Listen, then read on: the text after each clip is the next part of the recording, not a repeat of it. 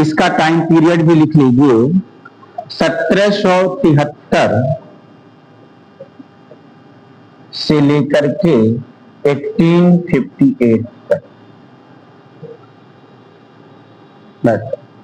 1858 तक।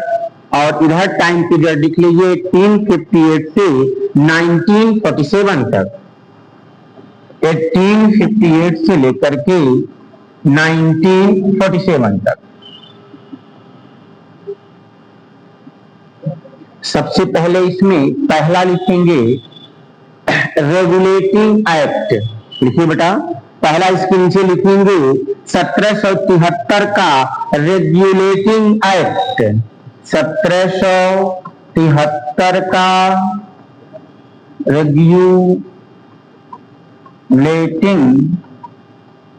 एक्ट। फिर दूसरा इसी के नीचे लिखेंगे 1773 का रेगुलेटिंग एक्ट। इसके नीचे फिर दूसरा लिखिए 1781 का एक्ट ऑफ सेटलमेंट, 1781 का एक्ट ऑफ सेटलमेंट। फिर इसके नीचे लिखिएगा, ऐसे करके लिखते चले जाइए बेटा। पहला क्या लिखेंगे 1773 का रेगुलेटिंग एक्ट, अभी इसको हम समझा रहे हैं, पहले लिखवा देते हैं फिर समझाते हैं। फिर 1781 का एक्ट ऑफ सेटलमेंट, आप लोगों को दिख रहा है, दिख रहा है? तो अगला लिखिए 1784 का चार्टर, लिखिए 1784 का पिट्स इंडिया एक्ट, 1784 का पिट्स इंडिया एक्ट, 1700, इसके नीचे लिखना है 1784 का पिट्स इंडिया एक्ट। अगला लिखिए बेटा 1786 का चार्टर अधिनियम, 1786 का चार्टर अधिनियम, 1786 का चार्टर अधिनियम लिखिए आप लोग। इसके बाद लिखिए बेटा 1793, नेक्स्ट 1793 का 1793 का चार्टर अधिनियम, 1793 का चार्टर अधिनियम या एक्ट। नेक्स्ट लिखिए आगे 1813 का चार्टर अधिनियम, 1800, इसके नीचे लिखेंगे 1813 का चार्टर अधिनियम, उसके नीचे लिखेंगे 1833 का चार्टर अधिनियम, उसके नीचे लिखेंगे 1853 का चार्टर अधिनियम। 1800, इसके नीचे बेटा 1813 का चार्टर अधिनियम, उसके नीचे 1833 का चार्टर अधिनियम, उसके नीचे 1853 का चार्टर अधिनियम। ठीक, अब ये वाला पार्ट बेटा कंप्लीट हो गया। ईस्ट इंडिया कंपनी के अधीन भारत का संवैधानिक विकास, constitutional development of India under East India Company. Okay, अब इस वाले पार्ट में हम लोग लिखेंगे ब्रिटिश क्राउन या ताज के अधीन भारत का या हमारा संवैधानिक विकास। सबसे पहले लिखेंगे, पहला इसमें लिखिए बेटा फर्स्ट। उतना पीछे क्यों बैठ गए बेटा? इधर पंखा चल नहीं रहा है क्या? पंखा ये वाला फैन नहीं चल रहा है? चला लो। आप लोग क्यों गर्मी में बैठे हो? पंखा चला लो ये वाला।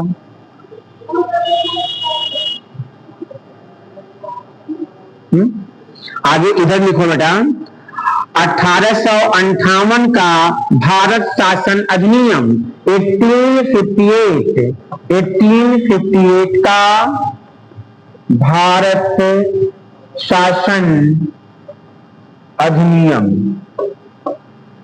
1858 का भारत शासन अधिनियम, इसके बाद 1861 का भारत परिषद अधिनियम, नेक्स्ट 1861 का भारत परिषद अधिनियम, उसके नीचे लिखेंगे 1861 का भारत परिषद अधिनियम, उसके नीचे लिखेंगे बेटा 1892 का भारत परिषद अधिनियम। 1861 के बाद इसके नीचे 1800 लिखा 1892 का भारत परिषद अधिनियम, उसके नीचे लिखिए 1909 का भारत परिषद अधिनियम, 1909 का, नेक्स्ट इसके नीचे 1909 का भारत परिषद अधिनियम, ब्रैकेट में लिख लीजिएगा मार्ले मिंटो सुधार भी कहते हैं इसको।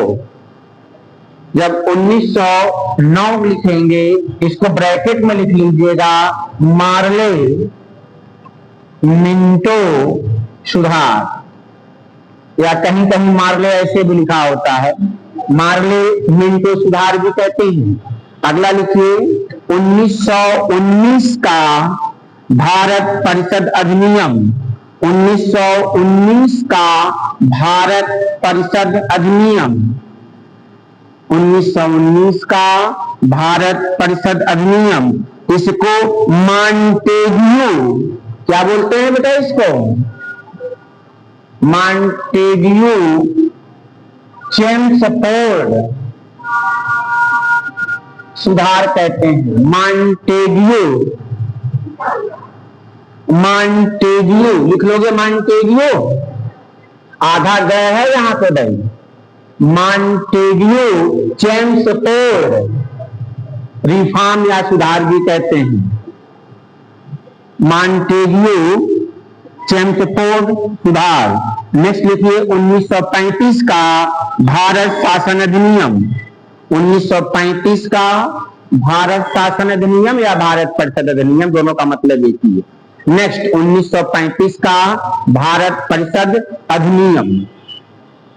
नेक्स्ट लिख लीजिए भारतीय स्वतंत्रता अधिनियम 1947, भारतीय स्वतंत्रता अधिनियम 1947, इसके आगे वाला 35 का भारत शासन अधिनियम लिखिए, चाहे भारत परिषद, दोनों का मतलब एक ही है। नहीं कोई बात नहीं, आप लिख लो 1935 का भारत शासन अधिनियम लिख लिया। इसके बाद लिखिए 1947 का भारतीय स्वतंत्रता अधिनियम या भारतीय स्वतंत्रता अधिनियम 1947, दोनों का मतलब एक ही। बैठ जाओ भारतीय स्वतंत्रता अधिनियम 1947, क्लियर। अब सब लोग आ गए हैं, हमने कहा पहले ये लिखवा दें, नहीं तो लोगों का छूटेगा। देखो बेटा, भारत का जो कॉन्स्टिट्यूशनल डेवलपमेंट है, हमारा जो संवैधानिक विकास है, इसको हम दो हेड में डिवाइड करके पढ़ते हैं। एक ईस्ट इंडिया कंपनी के रूप में, तो पहले ईस्ट इंडिया कंपनी का भारत में शासन था, ना कि ब्रिटिश ताज या क्राउन का शासन था।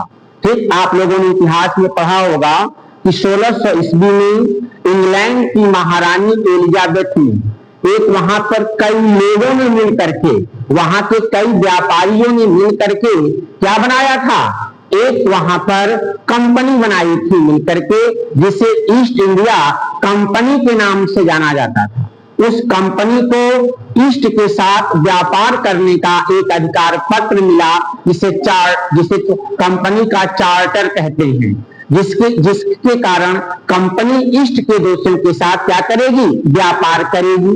उसी में कंपनी थी ईस्ट इंडिया कंपनी, इसको ईस्ट के देशों के साथ व्यापार करने का क्या मिला, अधिकार मिला।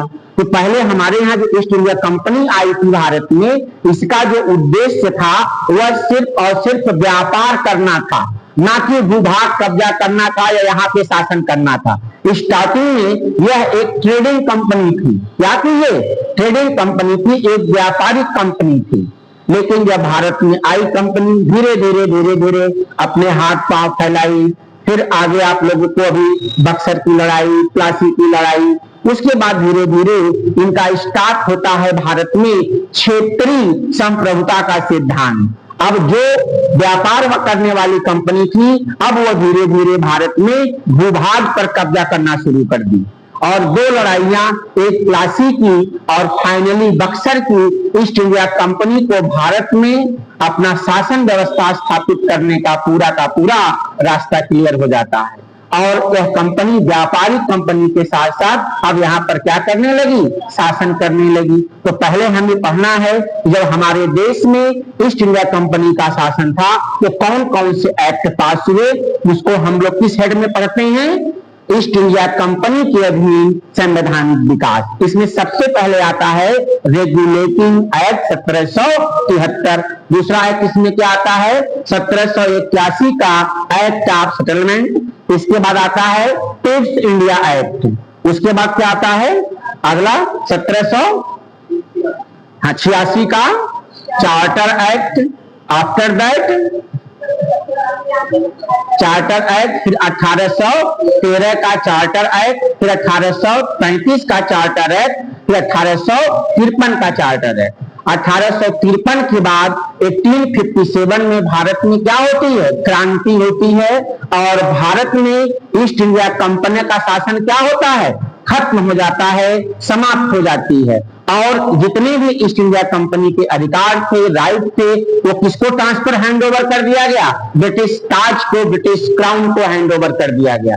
यही से हम लोग इस हेड में पढ़ेंगे ब्रिटिश क्राउन या ताज के अधीन संवैधानिक विकास। इसमें सबसे पहला एक्ट पास होता है 1858 का भारत शासन अधिनियम, फिर 1861 का इंडियन काउंसिल एक्ट, फिर अगला 1892 का भारत परिषद अधिनियम या इंडियन काउंसिल एक्ट, फिर 1909 का भारत शासन अधिनियम या भारत परिषद अधिनियम, इसको मार्ले मिंटो सुधार भी कहते हैं। इसके बाद 1919 का अधिनियम आता है जिसे मॉन्टेगियो चैम्सफोर्ड रिफॉर्म कहते हैं। आफ्टर दैट 1935 का भारत शासन अधिनियम आता है और फाइनली भारतीय स्वतंत्रता अधिनियम 1947 आता है। ये एक एक करके हमको इसको क्या करना है, डिस्कस करना है।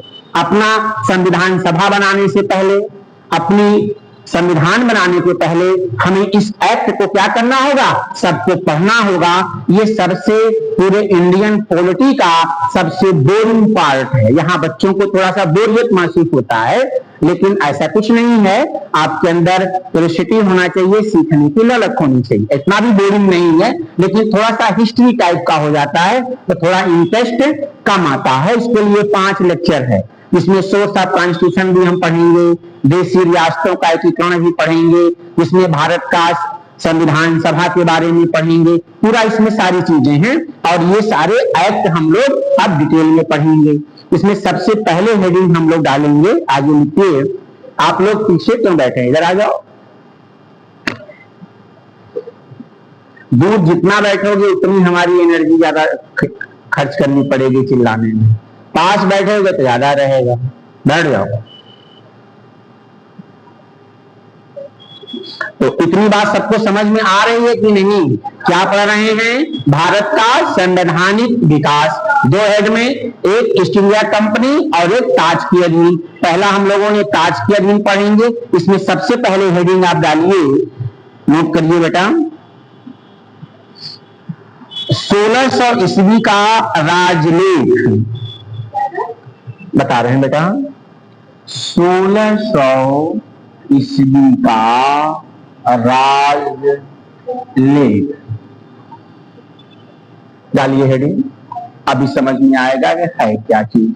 1600 ईस्वी का राजलेख या ईस्ट इंडिया कंपनी की स्थापना या ईस्ट इंडिया कंपनी की स्थापना।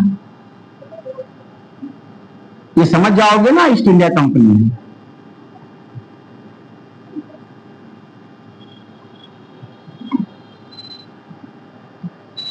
अब इसके अंदर लिखेंगे 1600 ईस्वी का राजलेख या ईस्ट इंडिया कंपनी की स्थापना। इसके बारे में थोड़ा सा लिख लीजिए, फिर समझाते हैं।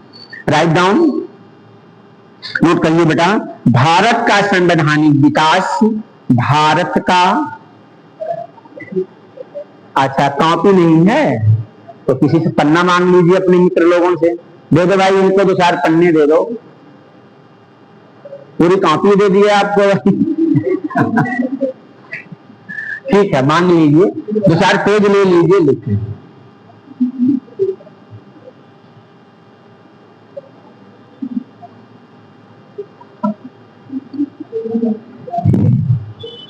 बोला है, अब शुरू करें।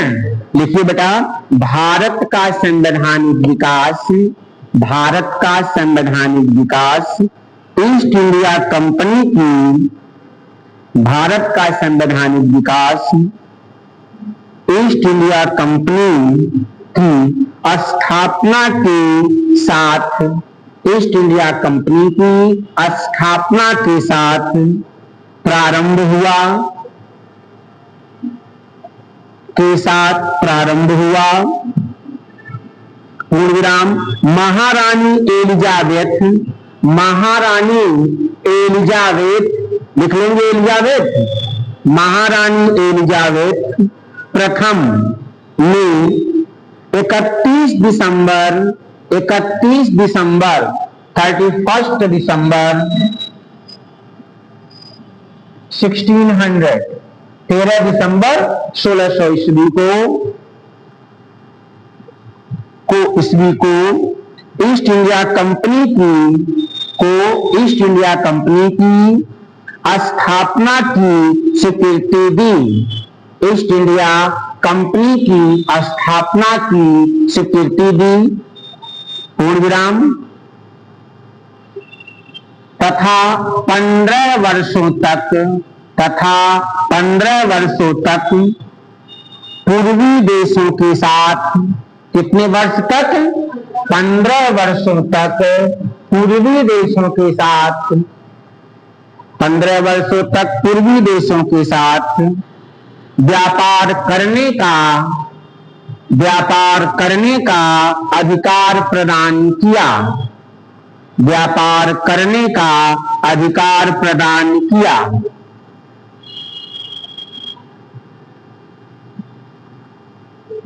अगला पैराग्राफ चेंज करके लिखेंगे, का अधिकार प्रदान किया, पैराग्राफ चेंज करके लिखिए, कंपनी का प्रशासन, कंपनी का प्रशासन एक परिषद को सौंपा गया, कंपनी का प्रशासन एक परिषद को सौंपा गया, कंपनी का प्रशासन एक परिषद को सौंपा गया, जिसमें गवर्नर, उप गवर्नर, गवर्नर, उप गवर्नर, गवर्नर, उप गवर्नर और 24 अन्य सदस्य थे, गवर्नर, उप गवर्नर और 24 अन्य सदस्य थे, अन्य सदस्य थे। आगे लिखिए, इसे गवर्नर और उसकी परिषद कहा गया, इसे गवर्नर और उसकी परिषद कहा गया, इसे गवर्नर और उसकी परिषद कहा गया। इसी परिषद को बाद में बोर्ड ऑफ डायरेक्टर, इसी परिषद को बाद में बोर्ड ऑफ डायरेक्टर या निदेशक मंडल कहा गया, इसी परिषद को बोर्ड ऑफ डायरेक्टर्स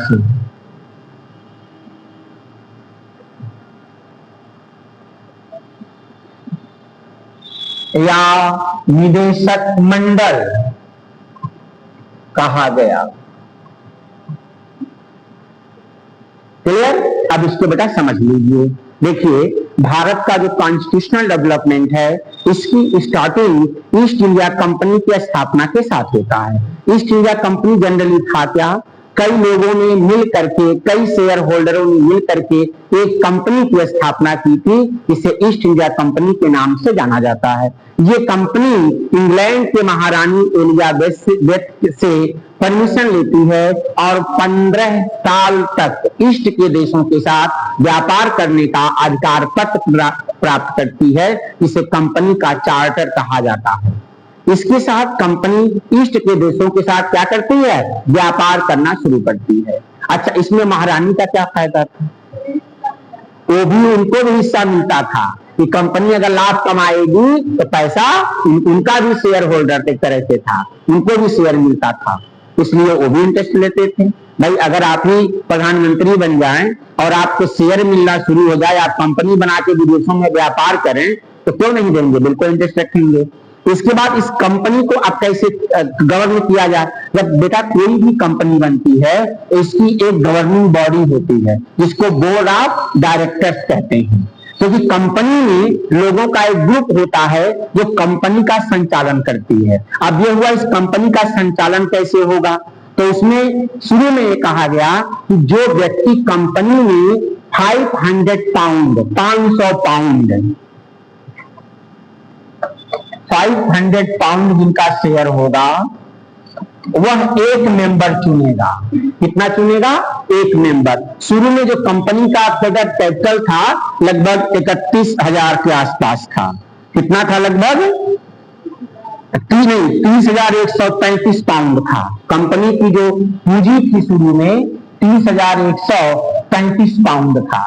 पाउंड, वहां पाउंड चलता है।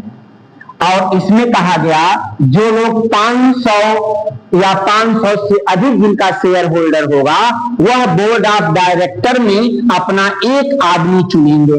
क्या करेंगे? एक आदमी चुनेंगे जो कंपनी के day to day administration, company को क्या व्यापार करना है, कैसे करना है, किस चीज का व्यापार करना है, ये बोर्ड ऑफ डायरेक्टर डिसाइड करेगा। उसमें चुनने का क्या था? उनको अधिकार था।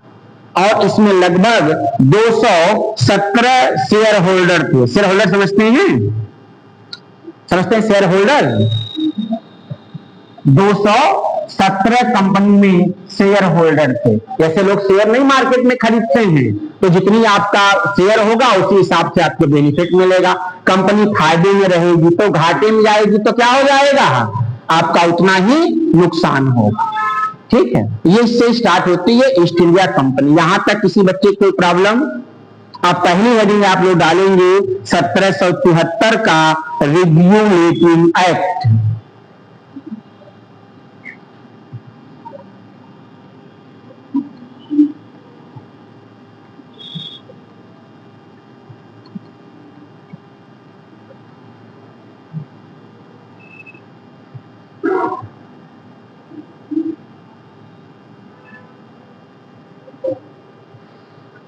चलिए भाई, इसके बारे में अगर आप लोग कुछ जानते हो तो थोड़ा बताएं, तो फिर आगे हम शुरुआत करें। कुछ पढ़े हो रहे हैं इसमें आप लोग? इस एक्ट का नाम वाम कभी सुना होगा? ऐसा तो है, बताओ कुछ बताओ। किसी को लेके नहीं आई? क्यों, कोई फ्रेंड नहीं मिली? कहाँ आए हैं? उधर चले गए? अच्छा, इसको खोल ही लगा, थोड़ी हवा आएगी। आप लोगों को बोर्ड पे देखने में दिक्कत तो नहीं हो रही खोलने से?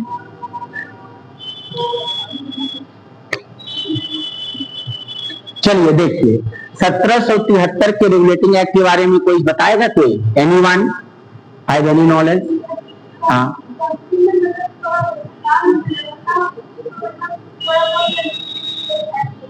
कंपनी को रेगुलेट करने के लिए। ठीक है, चलिए थोड़ा सा पहले लिख लीजिए, फिर समझाते हैं। हाँ, तब समझ में आएगा। क्या हो गया, दोस्ती खत्म हो गई क्या इधर से उधर? चलो अच्छा, नोट करिए पहले थोड़ा सा, फिर समझाते हैं आपको। हाँ, लिखिए, प्लासी का युद्ध कब हुआ था? प्लासी का युद्ध लिख लो भाई। प्लासी का युद्ध 1757। कामा बक्सर का युद्ध कब हुआ था? 1764। चौसठ 1764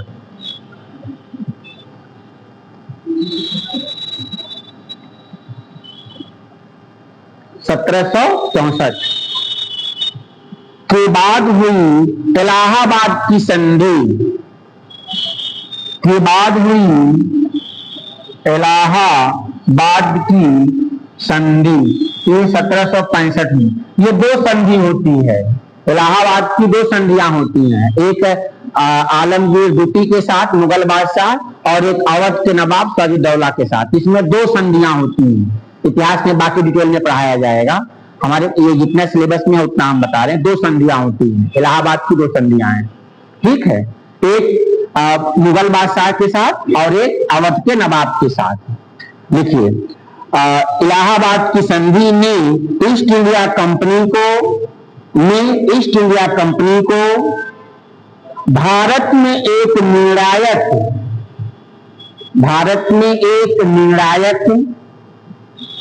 व्यापारिक और राजनैतिक ताकत में बदल दिया।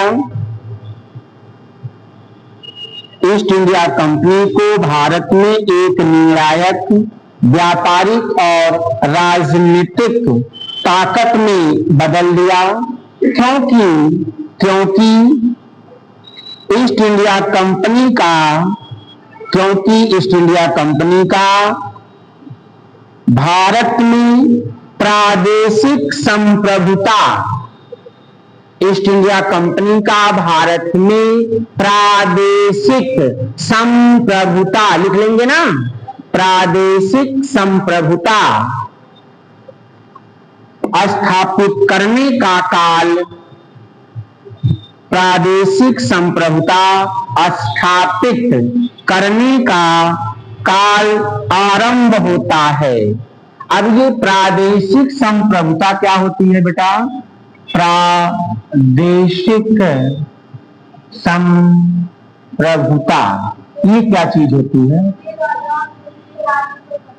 धीरे धीरे क्षेत्रीय प्रादेशिक संप्रभुता का मतलब यहाँ की जो रियासतें थी, यहाँ के जो राजा थे, यहाँ की जो जमीन थी, भूभाग था, इस पर अब अंग्रेजों ने क्या करना शुरू कर दिया? ईस्ट इंडिया कंपनी ने धीरे धीरे क्या करना शुरू कर दिया? कब्जा करना शुरू कर दिया। अब वो खाली एक ट्रेडिंग कंपनी नहीं रह गई कि माल खरीदेगी और बेचेगी, अब यहाँ पर वह शासन चलाने लगी। आपको याद होगा जब ये बक्सर का युद्ध हुआ था, इसमें किन किन लोगों ने भाग लिया था? 3 लोगों ने, एक मुगल बादशाह और एक अवध का नवाब सिराजुद्दौला और एक बंगाल का नवाब सिराजुद्दौला। सिराजुद्दौला दोनों में नाम में अंतर है भाई, एक ही मत समझ लेना, दोनों दो थे, एक बंगाल का इसका नाम सिराजुद्दौला था, उसका सिराजुद्दौला था, ठीक, और एक मुगल बादशाह शाह आलम द्वितीय। ये तीनों ने मिलकर के संधि बनाई। कुछ लोग कहते हैं कि कोई इसमें से टूट गया। अब मेन तो टूटा था सिराजुद्दौला का, जो बंगाल वाले का नवाब था, जो सेनापति था, क्या नाम था? मीर जाफर, वही तो था। वो क्या हुआ? अंग्रेजों ने उसको फोड़ लिया। वह जो है लड़ा ही नहीं, और सिराजुद्दौला क्या हुआ? मारा गया, खत्म हो गया। उसके बाद अंग्रेजों ने उस पर क्या कर लिया? कब्जा कर लिया। फिर उसका दामाद वहां का क्या बना? नवाब बना। वो भी नहीं सह पाया, मतलब इतना उन लोगों ने लूटा कि अंग्रेजों को खुश करने के लिए इन लोगों ने अपने घर के सोने चांदी के बर्तन तक बेच दिए। और इस दौरान कंपनी ने खूब लूटा, भारत की बेशुमार लूटा। इसीलिए इन सब चीजों को कंट्रोल करने के लिए भी क्या लाया गया? Regulating act. जो कंपनी में भ्रष्टाचार व्याप्त था, उसी को कंट्रोल करने के लिए। कंपनी घाटे में जा रही थी, लेकिन कंपनी के कर्मचारी मालामाल हो रहे थे, क्योंकि उनका ध्यान किधर था? लूटपाट पर, जितना माल इकट्ठा कर लो। आई बात समझ में? इसीलिए इस एक्ट को क्या किया गया? पास किया गया। इतनी बात समझ में आ गई? आप पैराग्राफ चेंज करिए, आगे लिखिए।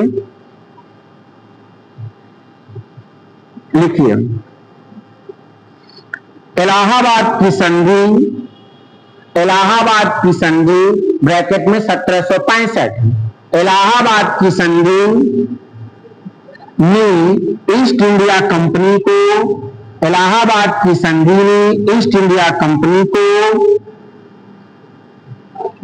बंगाल, बिहार और उड़ीसा, बंगाल, बिहार और उड़ीसा की दीवानी का अधिकार, बंगाल, बिहार और उड़ीसा के या की जो भी लिख लो कि दीवानी का अधिकार मिल गया, दीवानी का अधिकार मिल गया। तो दीवानी का अधिकार क्या होता है?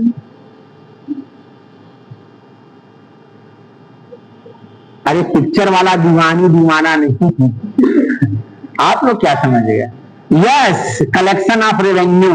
दीवानी का मतलब टैक्स अंग्रेज वसूलेंगे और शासन की जिम्मेदारी बंगाल के नवाब की होगी।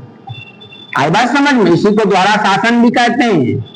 पैसा कोई और लेगा, शासन कोई और करेगा, लायबिलिटीज किसी और की होगी। आई बात समझ में?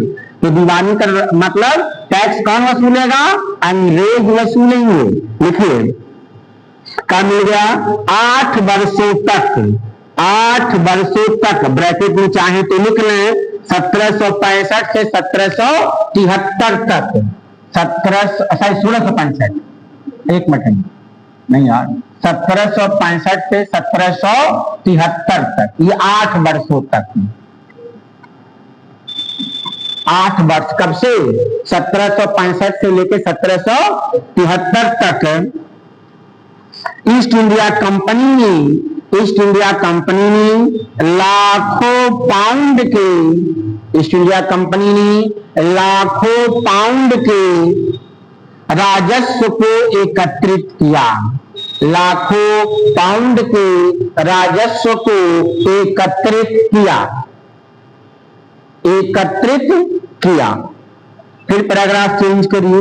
इस दौरान व्यापक भ्रष्टाचार, इस दौरान व्यापक भ्रष्टाचार, कामा, अनियमितता, अनियमितता, व्यापक भ्रष्टाचार, अनियमितता तथा बेलगाम, तथा बेलगाम कर वसूली की गई। इस दौरान व्यापक भ्रष्टाचार, अनियमितता तथा बेलगाम कर वसूली की गई, जिसके कारण तत्कालीन ब्रिटिश पीएम, जिसके कारण तत्कालीन ब्रिटिश पीएम लॉर्ड नॉर्थ, क्या नाम था उसका? लॉर्ड नॉर्थ, ये उस समय वहां का पीएम था। 1773 में पीएम कौन था? Lord north. लॉर्ड नॉर्थ ने 1772 में,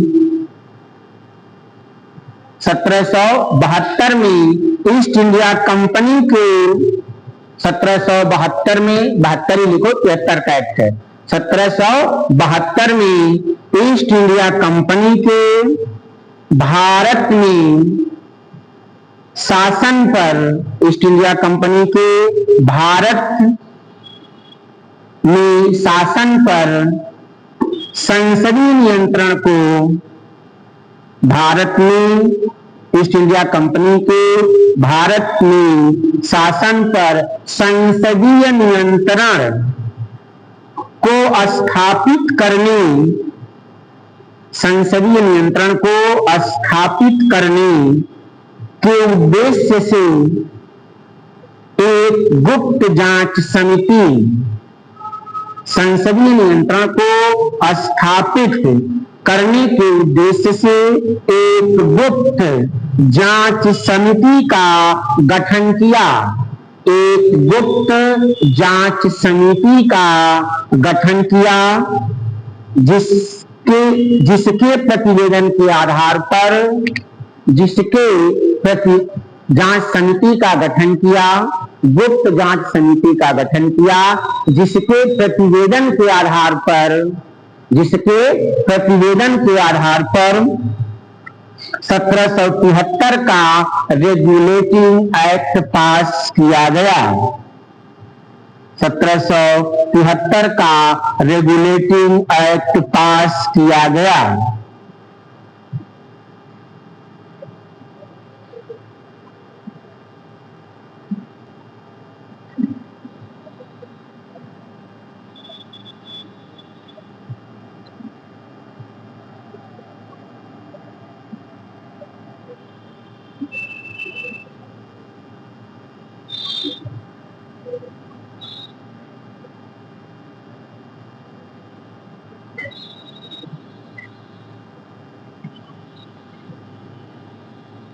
अगली हेडिंग डाल लीजिए, 1773 के रेगुलेटिंग एक्ट के प्रावधान।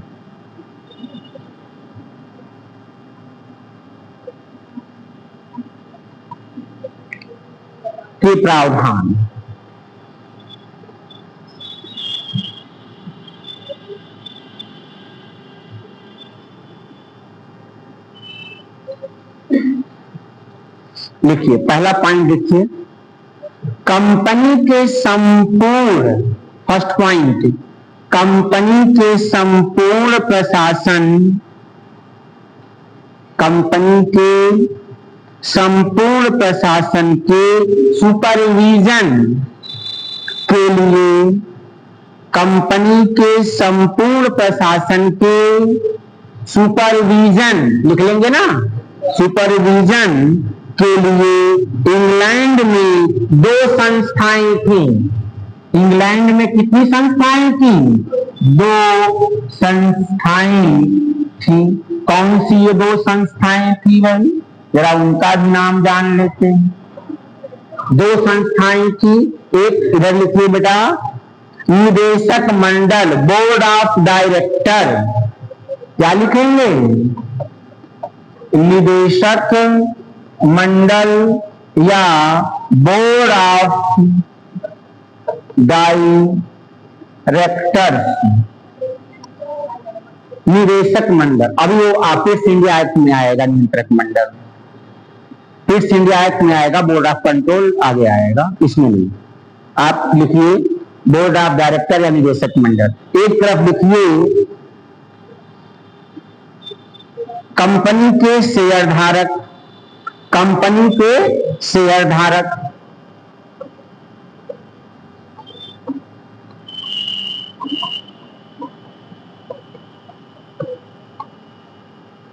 कंपनी के शेयरधारक, इनको कोर्ट ऑफ प्रोप्राइटर्स भी कहते हैं। क्या कहते हैं? इंग्लिश में लिख लो, इंग्लिश में भी लिख लो, court of proprietor, PROPRITORS, proprietor, proprietors लिख लेंगे ना, PROPRITORS, प्रोप्राइटर्स। ये हिंदी में बोलते हैं इनको कंपनी के शेयर धारक। अब निदेशक मंडल देखिए, अब ये जो निदेशक मंडल के मेंबर हैं, निदेशक मंडल के जो सदस्य हैं, इनका जो चुनाव करते थे वो कौन करता था? कंपनी के शेयरधारक, जिनकी 500 पाउंड से पूंजी क्या होती थी? अधिक होती थी।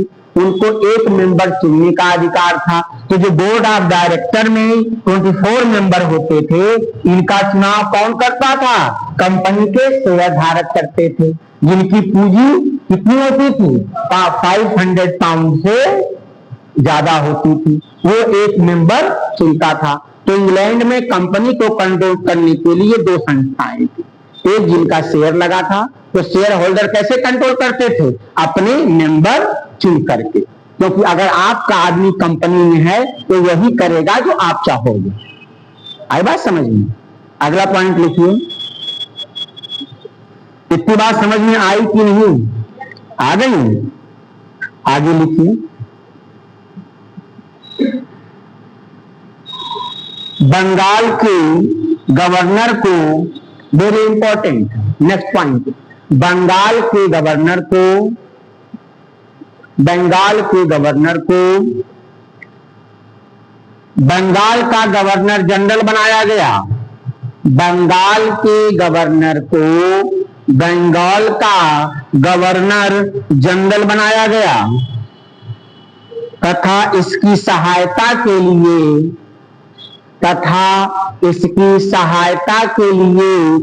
4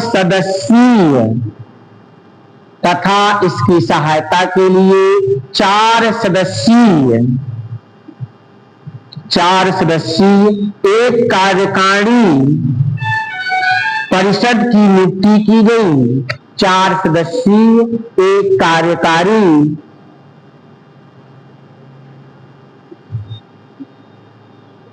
सदस्यीय एक कार्यकारी परिषद की नियुक्ति की गई।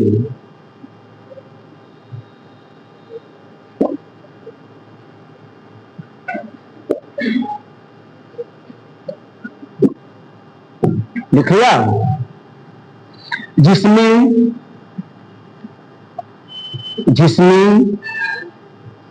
नहीं, हाँ, अपने बहुमत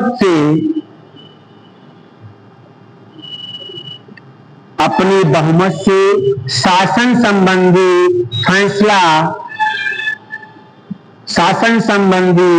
फैसला करने का अधिकार दिया गया। बहुमत से शासन संबंधी फैसले करने का अधिकार दिया गया।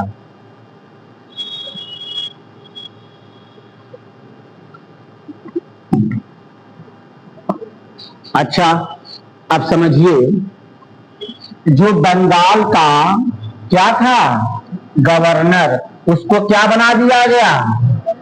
बंगाल का गवर्नर जनरल। इसमें अंतर क्या होता है बेटा? गवर्नर जनरल में और गवर्नर में क्या अंतर होता है? हाँ?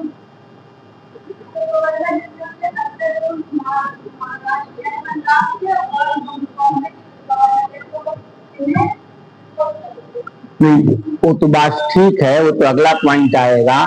जो 3 अलग अलग प्रेसिडेंसियां थी, एक मद्रास में, एक बॉम्बे में, एक कोलकाता में, तीनों इंडिपेंडेंट होकर व्यापार करती थी। अब ये 2 प्रेसिडेंसियां होंगी, एक बॉम्बे वाली और एक मद्रास वाली, एक कोलकाता के अधीन हो जाएगी। मैं वो नहीं पूछ रहा हूँ, मैं ये पूछ रहा हूँ कि गवर्नर और गवर्नर जनरल में क्या अंतर होता है। देखो, जब गवर्नर रहेगा उसको सिर्फ राजस्व संबंधी, शासन संबंधी अधिकार होंगे, लेकिन जब वह जनरल भी हो जाए तो उसके अंदर आर्मी भी आ जाएगी। आई बात समझ में? मतलब उसका कंट्रोल मिलिट्री पर भी हो जाएगा। शासन पर तो रहेगा, जो डे टू डे एडमिनिस्ट्रेशन है, रेवेन्यू का, सब पर रहेगा। इसके साथ साथ उसका पावर कहां बढ़ जाएगा? आर्मी भी उसके अधीन या उसके अंडर या उसके कंट्रोल या उसके नियंत्रण में आ जाएगी। यानी कि गवर्नर को और ज्यादा पावरफुल बना दिया गया, ये इसका मतलब हुआ। समझ गई बात? तो पहला बंगाल का गवर्नर जनरल कौन था? Lord Warren Hastings. लिख लीजिए, अगला पॉइंट यही। क्या लिखेंगे? बंगाल का, नेक्स्ट पॉइंट, बंगाल का प्रथम governor general Lord Warren Hastings.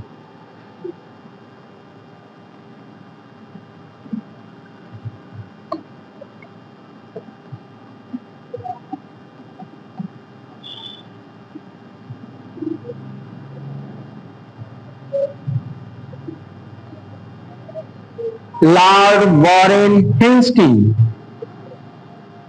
लिख लोगे हेस्टिंग्स? लिखा हुआ है। अगला पॉइंट लिखिए, ये कई बार पूछा गया है। बंगाल का पहला गवर्नर जनरल कौन था? और भारत का? अरे भाई, लॉर्ड माउंटबेटन। कौन नहीं था? यही था। अरे यार, गधे हो। लॉर्ड विलियम बेंटिक था। कौन था? तुम लोग भी वही है। सती प्रथा किसने खत्म किया था? लॉर्ड विलियम बेंटिक, वही भारत का पहला गवर्नर जनरल था। भारत का पहला वायसराय कौन था? अरे भैया, लॉर्ड कैनिंग अंतिम गवर्नर जनरल और पहला वायसराय। पढ़ा लिखा करो यार, तुम लोग तो गुड़ गोबर कर दोगे सब। हाँ? बंगाल का पहला governor general lord Warren Hastings, Bharat का पहला governor general lord William Bentinck, Bharat का पहला वायसराय लॉर्ड कैनिंग, अंतिम गवर्नर जनरल लॉर्ड, उसी के समय तो रिवोल्ट होता है 1857 का, वो जिस समय गवर्नर जनरल था, बाद में उसी को वायसराय बना दिया गया। ठीक है, कोई बताएगा वायसराय में और गवर्नर जनरल में क्या अंतर होता है? गुड, वायसराय का मतलब होता है वो ब्रिटिश क्राउन का प्रतिनिधित्व करेगा, और गवर्नर जनरल होगा वो ईस्ट इंडिया कंपनी का रिप्रेजेंटेटिव था। ये डिफरेंस है दोनों में। चलो आगे आएंगे तो समझाएंगे। इतनी बात समझ में आ गई? लिख लिया? चलो अगला पॉइंट लिखो भाई। नेक्स्ट लिखिए, मद्रास और बंबई के गवर्नर, मद्रास और बंबई को बॉम्बे लिखोगे, बॉम्बे की बंबई लिख लो जो मर्जी हो। मद्रास और बॉम्बे या बंबई के गवर्नर बंगाल के गवर्नर जनरल के अधीन हो गए, यही आप कह रही थी। हाँ, मद्रास और बॉम्बे के गवर्नर बंगाल के गवर्नर जनरल के अधीन हो गए, जबकि पहले सभी प्रेसिडेंसियों के गवर्नर बंगाल के गवर्नर जनरल के अधीन हो गए। मद्रास और बॉम्बे के गवर्नर बंगाल के गवर्नर जनरल के अधीन हो गए, जबकि पहले सभी प्रेसिडेंसियों के गवर्नर एक दूसरे से अलग थे। ठीक, तो भारत में बेटा 3 प्रेसिडेंसियां थी उस समय। भारत में 3 प्रेसिडेंसी थी, एक बॉम्बे में या बंबई या बॉम्बे में, दूसरा मद्रास में जिसे चेन्नई कहते हैं, और तीसरा कोलकाता, पहले कलकत्ता कहते थे और कोलकाता कहते हैं। क्यों भाई? अब तीनों के अलग अलग गवर्नर पहले हुआ करते थे और तीनों क्या थे? इंडिपेंडेंट थे, दूसरे से अलग थे। लेकिन ये दो जो गवर्नर थे ये किसके अधीन हो गए? ये दोनों के गवर्नर जो थे ये किसके अधीन हो गए? कोलकाता के गवर्नर जनरल के अधीन हो गए। क्लियर?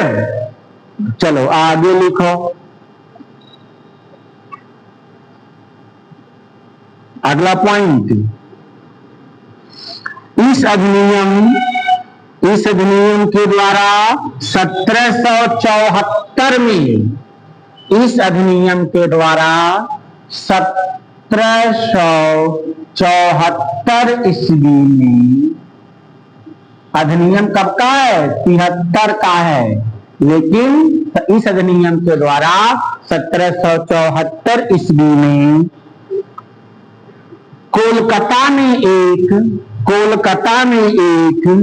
उच्चतम न्यायालय की स्थापना की गई। कोलकाता में एक उच्चतम न्यायालय, सुप्रीम कोर्ट की स्थापना की गई, जिसमें 4 जज थे। कितने जज थे? 4 जज थे।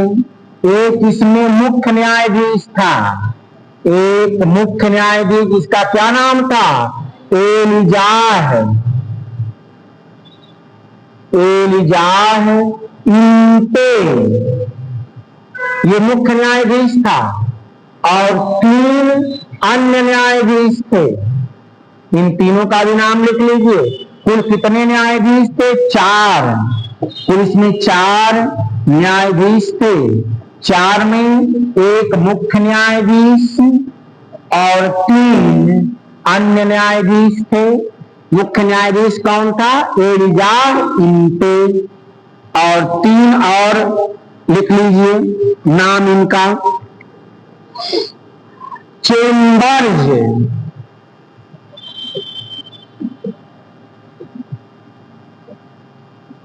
पहला कौन था? चेम्बर्स। दूसरा लिखिए लीमास्टर,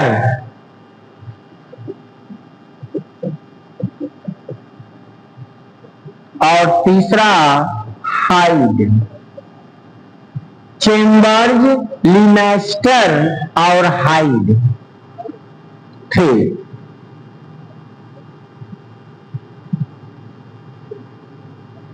लिख लिया? हाइड, हाँ,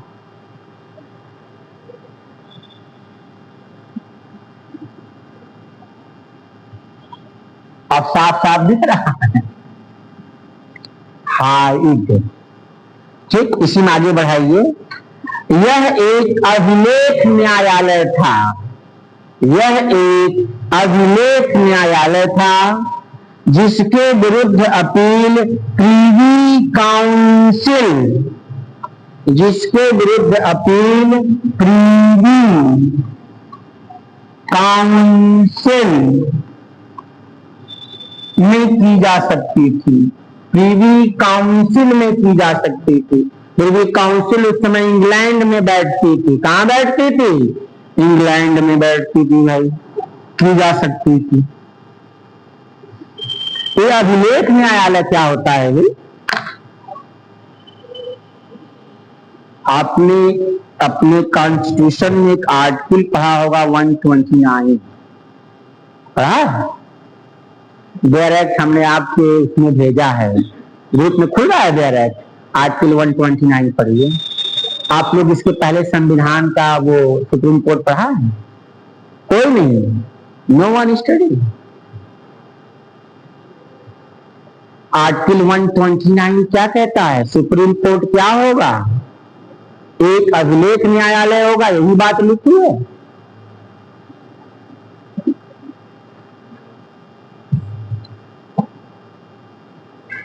नहीं मिला क्या? अनुच्छेद खोजना नहीं जानते हैं आप लोग? अच्छा, बेयर एक्ट पढ़ना भी सिखाते हैं। सब लोग ग्रुप में हैं, आप लोग भी हैं, आप लोग नहीं खोज पा रही है। मोबाइल नहीं है क्या? खोल गया? तो 129 आर्टिकल में क्या लिखा है बताइए? होना, आगे क्या लिखा है? तेज पढ़िए, खाना खा के आई होंगी। खाना खा के आई हैं? पढ़िए।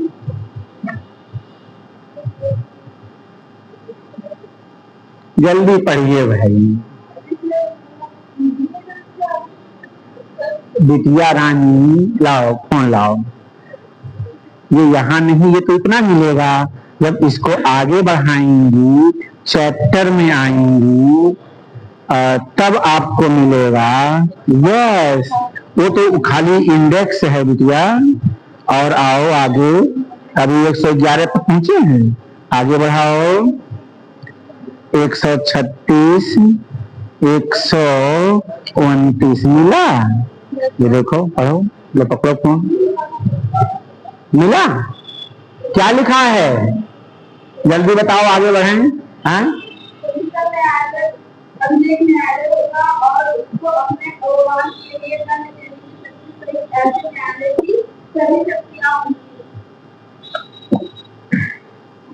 देखो बेटा, अभिलेख न्यायालय का मतलब होता है कि जो भी सुप्रीम कोर्ट निर्णय देगा, उसके निर्णय को लेख के रूप में क्या रखा जाएगा? रिकॉर्ड के रूप में रखा जाएगा, एविडेंस के रूप में। और अगर कोई इसकी बात नहीं मानेगा, किसी ने की काकी, उसको क्या करेगा? दंड देने का अधिकार रखेगा, उसको सेंड टू द जेल। आई बात समझ में? इसे कहते हैं अभिलेख न्यायालय। और जो सुप्रीम कोर्ट ने निर्णय दे दिया, आज के डेट में भी किसी न्यायालय की हिम्मत नहीं है जो किया कहां कर दें, क्यों किया, कैसे किया। नो, उसने जो कह दिया वो निचले अदालतों के लिए क्या बन जाता है? रूल बन जाता है। आई बात समझ में? क्लियर किया? क्लियर? एक होता है क्लियर, एक होता है ऑल क्लियर। जानते हैं अंतर आप लोग? बता। हाँ, कुछ समझ में नहीं आया। देखो भाई, एक होता है क्लियर, एक होता है ऑल क्लियर। इसका मतलब समझ गए, इसका मतलब सब सफा। तो क्लियर हुआ कि ऑल क्लियर हुआ? हैं? क्लियर हो गया। चलो भाई अगला देखो। यहां तक बेटा किसी को दिक्कत है? नहीं, कोई दिक्कत है? चलो दिक्कत तो तब होगी जब टेस्ट लेंगे। चलिए आगे लिखिए, बस लास्ट पॉइंट लिख लीजिए, एक्ट खत्म हो गया तो इसको रिवाइज करवा देते हैं। देखिए east India, next point, east India company के कर्मचारियों को, नेक्स्ट पॉइंट लिखिए इसी में, लास्ट पॉइंट है इसका। ईस्ट इंडिया कंपनी के कर्मचारियों को बिना लाइसेंस प्राप्त किए, ईस्ट इंडिया कंपनी के कर्मचारियों को बिना लाइसेंस प्राप्त किए निजी व्यापार तथा भारतीय लोगों से बिना लाइसेंस प्राप्त किए निजी व्यापार और भारतीय लोगों से उपहार और रिश्वत लेने को प्रतिबंधित कर दिया गया। उपहार और रिश्वत लेने को प्रतिबंधित कर दिया गया। अच्छा, उपहार क्या होता है और रिश्वत क्या होता है? कुछ अंतर है कि एक है?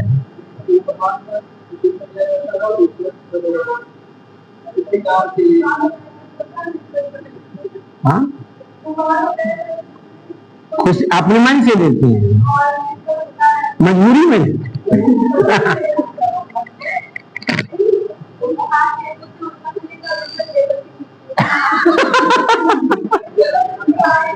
अच्छा, यही है।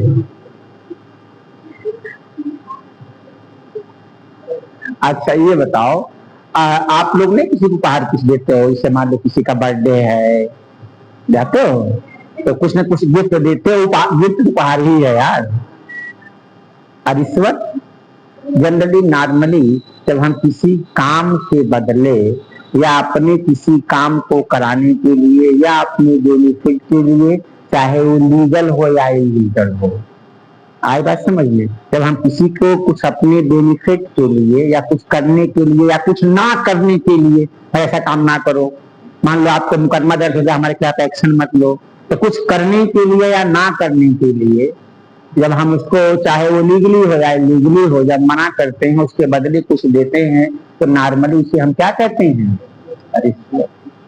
जो चीजें हम किसी को प्रेम में या एनीवे किसी भी तरह किसी का लगाव हो, इमोशन हो, बच्चा हो, फ्रेंड हो, जब हम कोई चीज देते हैं तो नॉर्मली क्या कहते हैं? उपहार कहते हैं। बाकी मोटा मोटा अंतर तो यही है बेटा।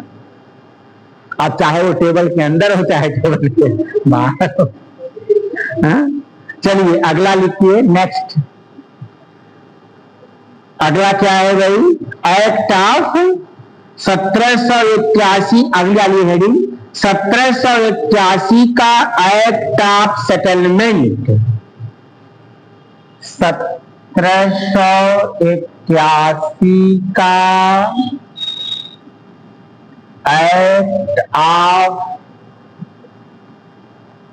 सेटलमेंट।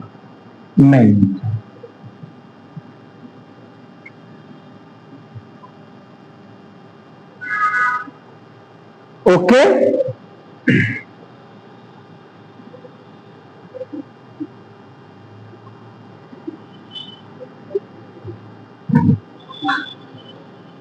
समझ लीजिए पहले, उसके बाद लिखवाते हैं। जनरली इस एक्ट को लाने का पर्पज क्या था?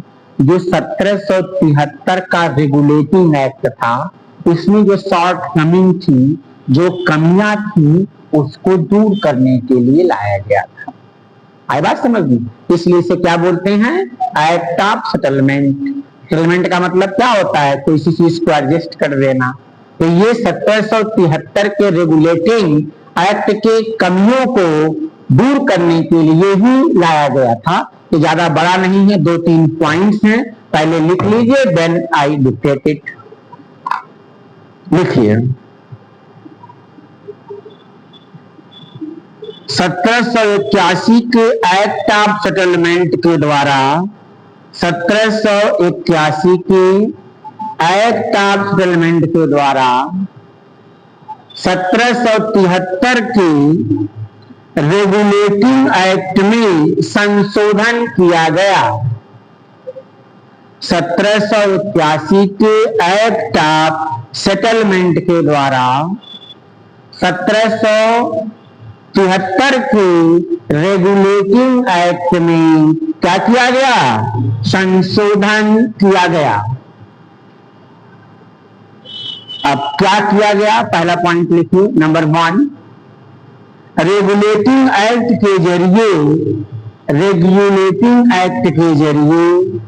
कंपनी पर स्थापित रेगुलेटिंग एक्ट के जरिए कंपनी पर स्थापित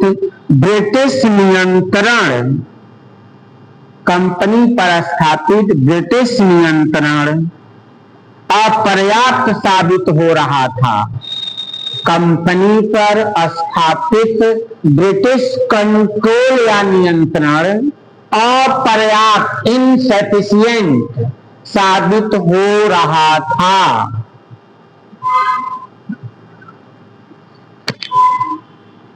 ब्रिटेन के अमेरिकी उपनिवेश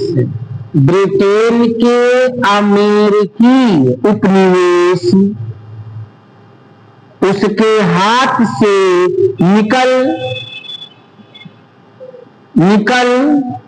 निकलते जा रहे थे।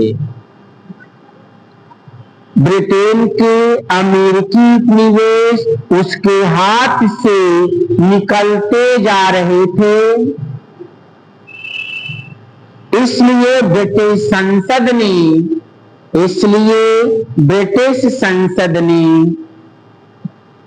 ईस्ट इंडिया कंपनी पर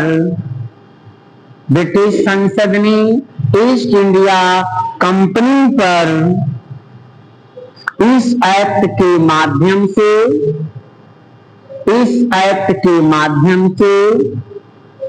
नियंत्रण करने की कोशिश की। इस एक्ट के माध्यम से नियंत्रण करने की कोशिश की।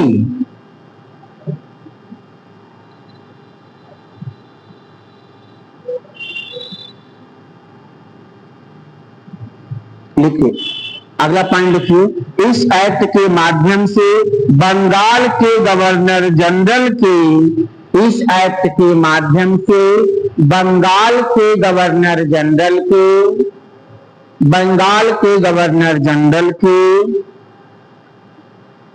विधि निर्माण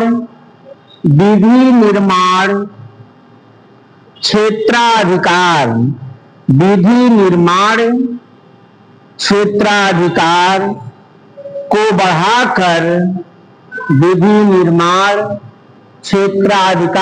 बढ़ाकर बिहार एवं उड़ीसा तक कर दिया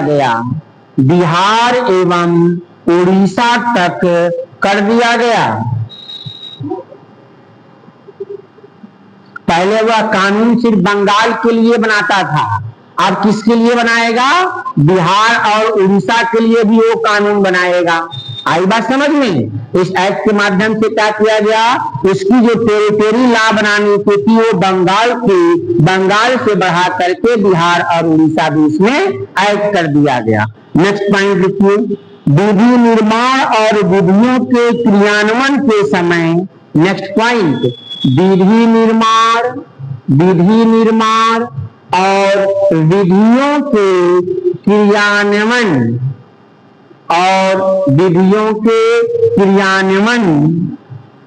के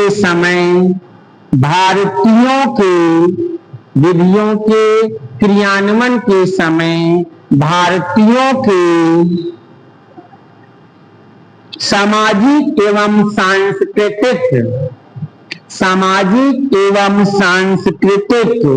रीति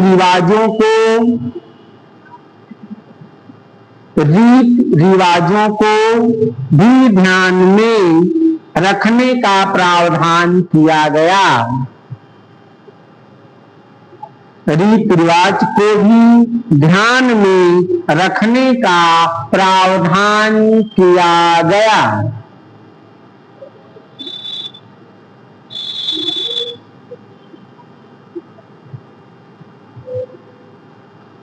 ठीक, एक पॉइंट और लिखिए अगला।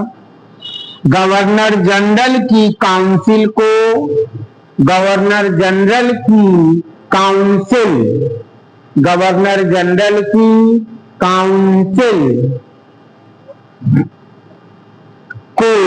सर्वोच्च न्यायालय की अधिकारिता से मुक्त कर दिया गया। सर्वोच्च न्यायालय की अधिकारिता से मुक्त कर दिया गया।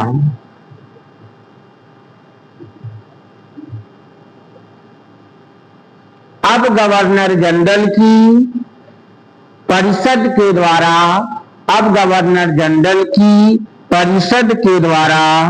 बनाए गए कानून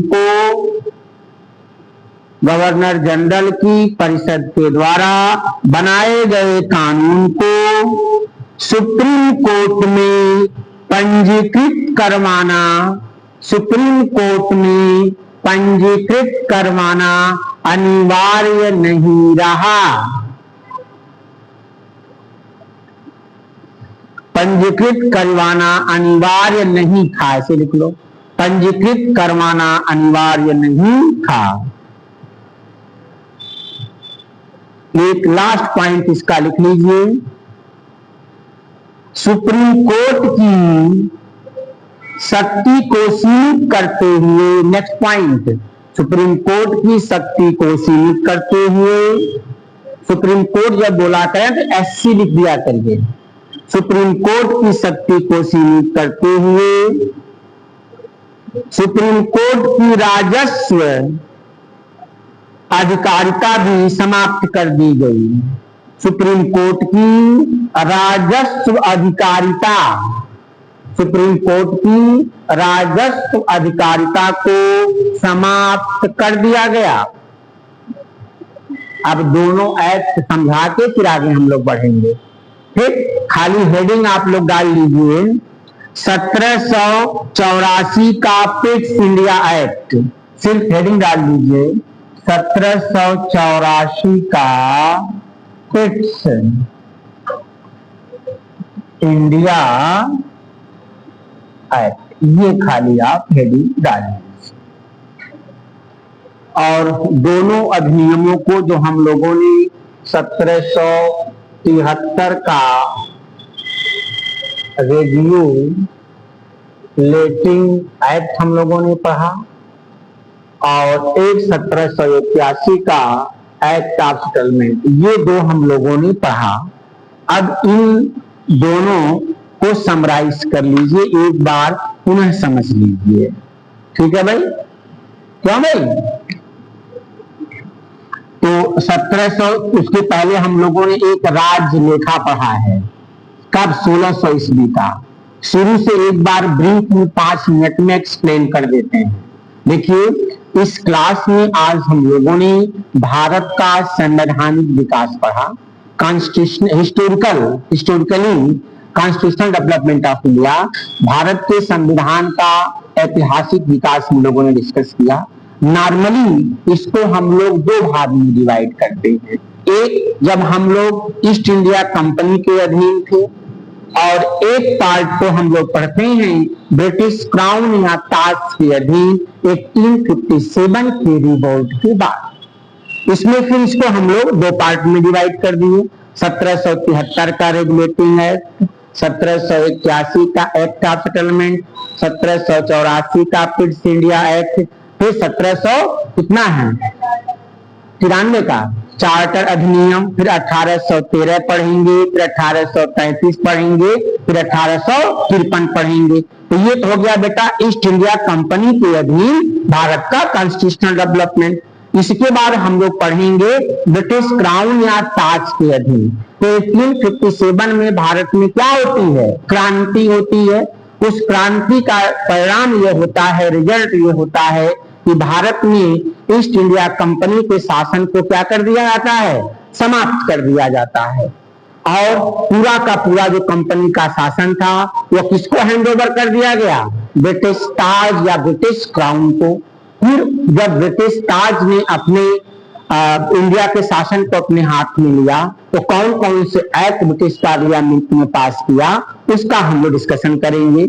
उसमें सबसे पहले आता है 1858 का इंडियन काउंसिल एक्ट, फिर 1861 का इंडियन काउंसिल एक्ट, फिर 1892 का इंडियन काउंसिल एक्ट, फिर 1909 का इंडियन काउंसिल एक्ट या भारत शासन अधिनियम, जिसको मार्ले मिंटो रिफॉर्म भी कहते हैं। इसके बाद आता है 1919 का भारत शासन अधिनियम, जिसको मार्ले मॉन्टेग्यू चैम्पुअर सुधार कहते हैं। इसके बाद भारत शासन अधिनियम 1935, फिर 1947 का इंडियन इंडिपेंडेंस एक्ट यानी कि भारतीय स्वतंत्रता अधिनियम। क्या बैग पहले तक पैक कर ले रहे? अच्छा, जब हम लोग प्राइमरी में पढ़ते थे, प्राइमरी में तो वहां 8 घंटी पढ़ाई होती थी, घंटी 1 2 3 8वीं घंटे छुट्टी होती थी। तो हम लोग करते क्या थे, जब 5वीं घंटी या 6वीं घंटी लगे तो पहले जो खाद वाला बोरी नहीं आती यूरिया वाली, तो यही पहले या तो टाट मिलता था तो टाट के लिए बच्चे लड़ाई कर लेते थे। तो हम लोग एडिशनली अपने घर से बोरी अपने बैग में रख लेते थे, बैग में बोरी रख लेते थे। तो कभी मान लो नहीं मिला टाट तो अपनी बोरी पे बैठ गए, ये सिस्टम चलता था। और जब देखते थे कि 7वीं घंटी लगा तो आधा बोरा हम लोग फोल्ड कर लेते थे। 8वीं लगने के पहले पूरा समेट करके बैग वैग पैक करके बिल्कुल रेडी। आइए देखते थे कि चपरासी जो हम लोगों के थे जो वो घंटी बजाने जा रहे हैं कि नहीं। तो थोड़ा सा जो घंटी था वो फील्ड में लगा हुआ था तो कमरे से दिखता था। कभी कभी उनके घंटी बजाने के पहले हम लोग स्पीड बना लेते थे तो वही नहीं, बचपन याद आ जाता है। अच्छा, ये हम लोगों ने पढ़ा और इसमें सबसे पहले हम लोगों ने पढ़ा 1600 ईस्वी का राज्य लेख।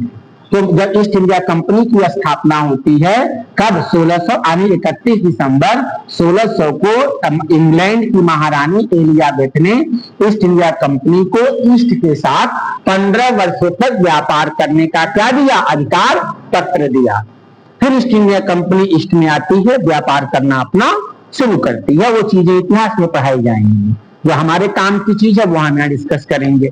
इसके बाद पहला हम लोगों ने पढ़ा रेगुलेटिंग एक्ट पढ़ा। रेगुलेटिंग एक्ट क्या था, कंपनी चूंकि यहाँ पे 3 लड़ाइयां होती हैं, 2 लड़ाइयां बेसिकली होती हैं, एक प्लासी का युद्ध होता है और एक बक्सर का युद्ध होता है। तो कंपनी जब शुरू में भारत में आती है ईस्ट इंडिया, उसका उद्देश्य भारत में ट्रेड करना था, व्यापार करना था, भूभाग कब्जा करना नहीं था। वो अपना आती थी, माल यहाँ से खरीदती थी वहां बेचती थी या वहां से यहाँ अपना माल बेचते खरीदते थे। ये काम था ईस्ट इंडिया कंपनी का।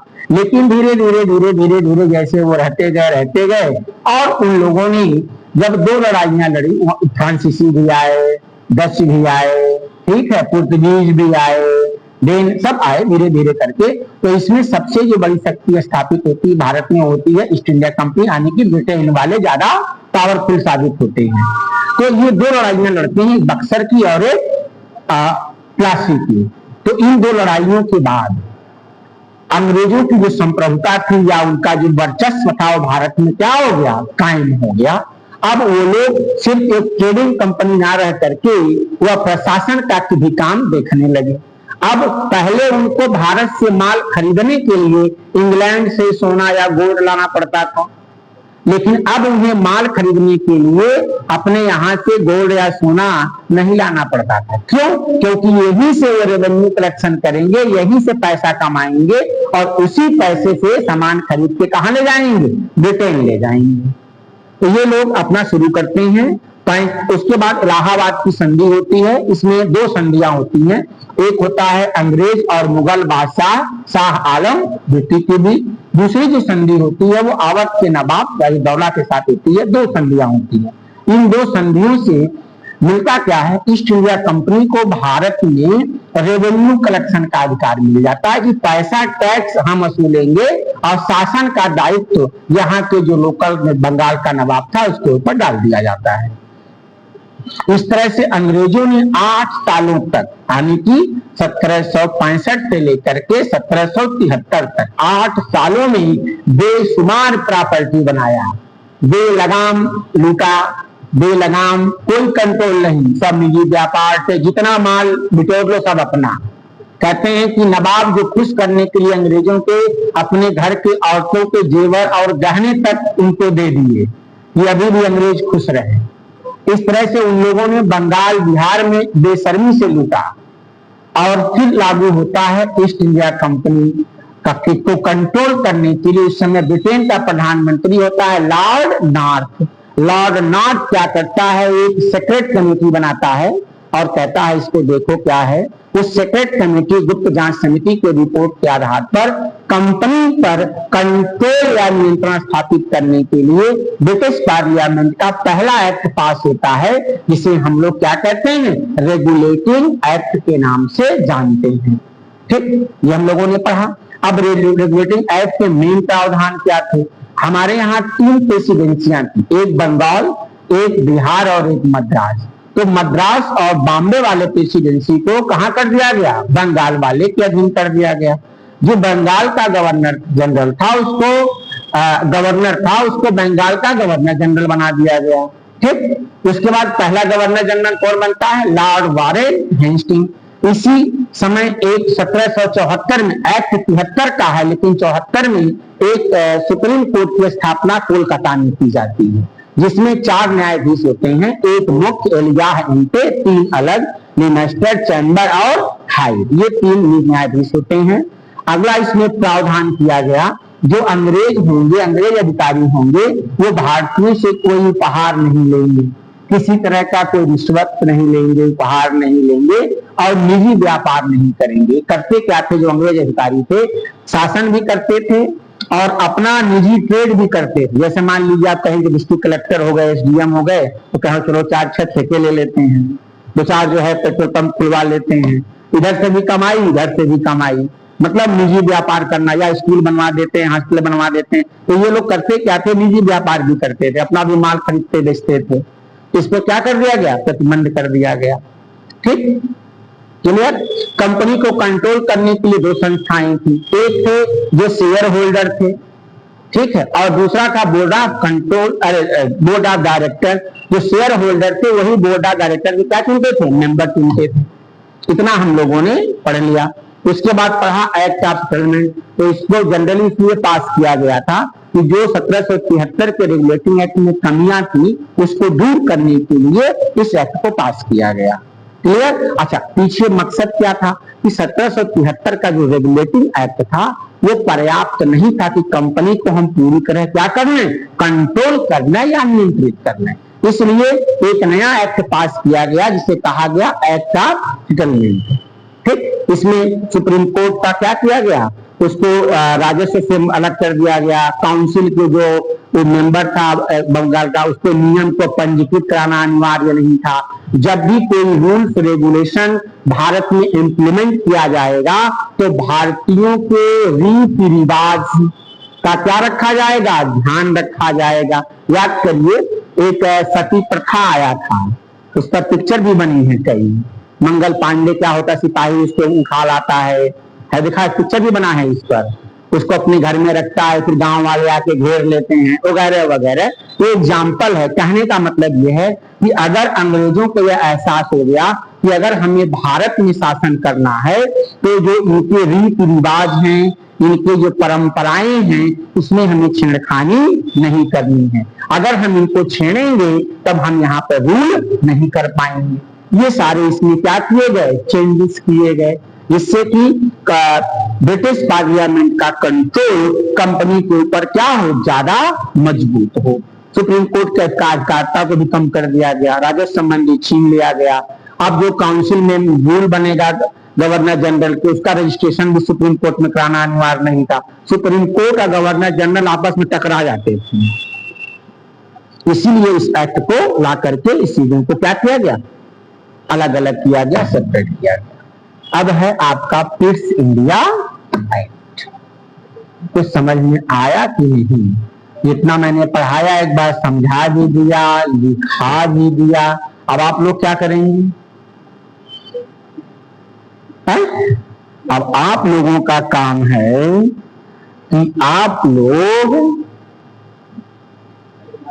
रिवाइज करेंगे और साथ ही साथ एक लक्ष्मीकांत की हमने किताब डाली है। कहां पर?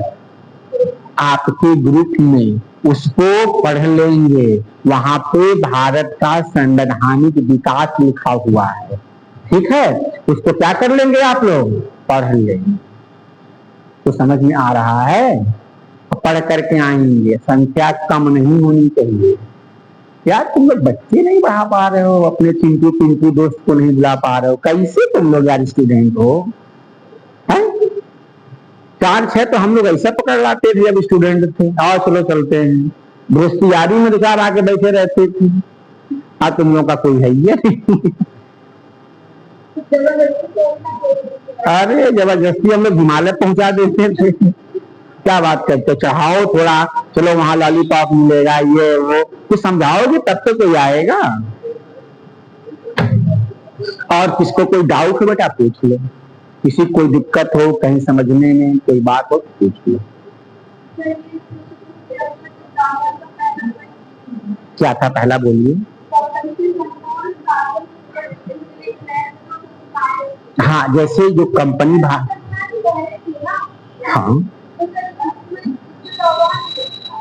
नहीं, वो कहने का मतलब वहां ये था कि जो ईस्ट इंडिया कंपनी थी, इसको कैसे देखा जाए, कैसे कंट्रोल किया जाए, इसको नियंत्रित करने के लिए ब्रिटेन में 2 संस्थाएं थी। कंपनी बन गई तो कंपनी को बना के छोड़ दोगे, उस पर नियंत्रण नहीं करोगे, मनमानी करना शुरू कर दो। हाँ, शुरू में बनी होगी, संस्थाएं शुरू में थी बेटा, ठीक है? ये संस्थाएं शुरू से ही थी, तभी तो कंट्रोल करोगे उसको। तो कंट्रोल करने की संस्थाएं बनाई गई थी। एक जो कंपनी के शेयर होल्डर थे वो अपने मेंबर चुनते थे और वही मेंबर कंपनी के शासन को